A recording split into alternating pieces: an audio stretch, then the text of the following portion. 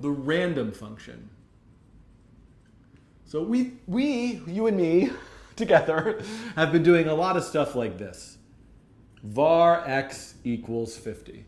This is well and good, and because x is a variable and 50 is a perfectly fine number, and I'm happy with my rectangle at pixel 50, but there might be a time where you want...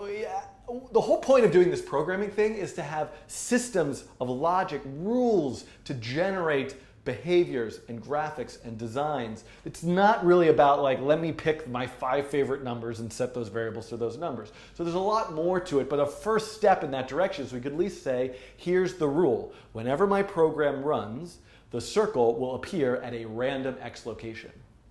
So instead of saying var x equals 50, I could say something like var x equals random. And random is a function just like any other function. Line, ellipse, fill, stroke. It requires some arguments to define how that function will behave. And random, if you watch the previous video, is just like the map function.